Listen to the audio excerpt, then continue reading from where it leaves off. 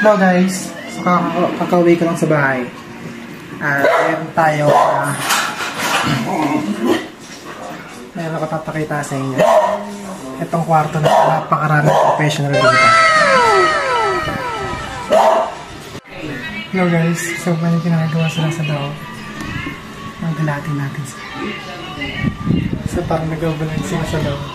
Parang question and answer.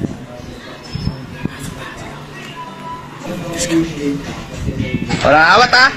Wala awat ah!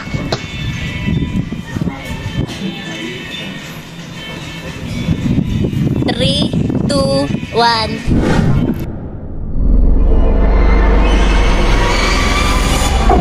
Esophagus. Habang tayo. No!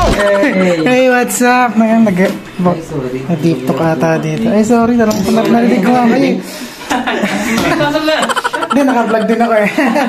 May nangyayari ditong transaction eh. Ay, sorry. Paraphernalia ko, di ko natago. Ganda lang ano nyo. Sige. Explain mo. Yung sa akin naman, kasi kung malilate man ako, hindi ko makasama sa karama. Kasi baga... Kung hindi, sabi sa akin, nagkamartiya daw kayo ng delete, mabagal. Sir Email, explain. May one time ba na magkasama kayo nanonood ng horror movie? Oo. Sumigaw ako? Hindi, pinalis ko. Ayaw nyo panoorin. Explain, sige. Hindi. Scream yun, no? Hindi naman sa ayaw akong manood. Una, kasi... Behind the scenes. May ano yan, may bloopers. Una, kasi hindi ko manood ng horror movie. Pangalawa, kung nanonood man ako ng horror movie, ay, takot kasi ako sa may dugo eh. May may phobia ako sa dugo.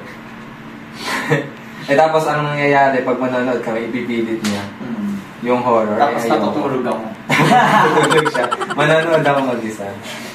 Hindi siya sumisigaw sa horror. Hindi, kasi isa horror movie kasi hindi naman ako natatawa. Hindi, kasi mas nakakatakot siya kaysa sa horror movie. Hindi naman kasi talaga ako natatakot sa mga horror films. Pero pag suspense lang naman. Hilig ko siya. Yung suspense, talaga, mararamdaman mo. Pero yung takot, hindi na. Yung suspense mararamdaman mo pero yung takot. Siguro kung gugulatin ako, baka mapasigaw pa ako dun. Paano pagka tinapatan lang ang salamin? Hindi, syempre. Pwede ako magtanong. Sige. Singit lang ako. Singit ka. Kapag ba hinabol kayo ng aso, matatakot kayo? Nangyari sa atin, hindi ko alam. Sino yung pinakamatatakot pag hinabol ng aso? Matatakot? Hindi ako tumatakbo pagka may aso. Nag-stay ka Pero lang. pag hinahabol na niya ako, siyempre tatakbo ko, hinahabol na ako. Kahit mga habol siya. Yun ko lang. Hahabulin mo din? Hindi.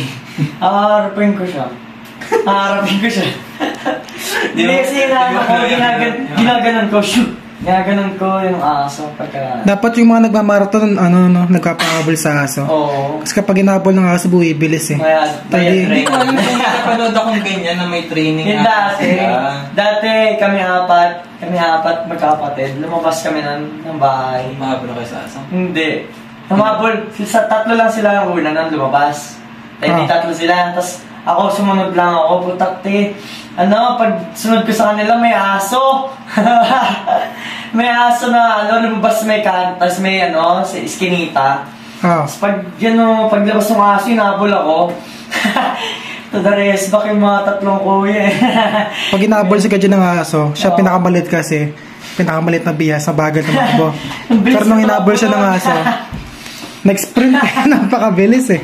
Bilis ko tumakbo. Pero dati kasi, feeling ko na rin, may character development na rin yung mga aso. Kasi dati, yung bata ko, yung mga aso, kapag unang angil pa lang, manghahabol na talaga. So, ang tendency ng tao, dahil bata ka, tatakbo ka na rin.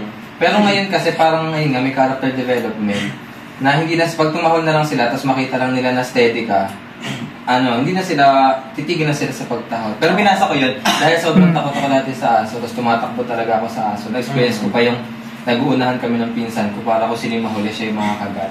Nagbasa ako kung ano yung reason, kung bakit nang hahabol yung aso, or bakit sila nati-trigger. Ayun nga, tumatang. una dapat hindi mo sila tinititigan. Pangalawa, dapat hindi mo sila hindi mo sila tinititigan. Tapos pangalawa, diretso ka lang. Tapos huwag mo sila Storage. ha? Oh! Wala pa napunta sa asa. May pero na-record yung kalahati. Bye!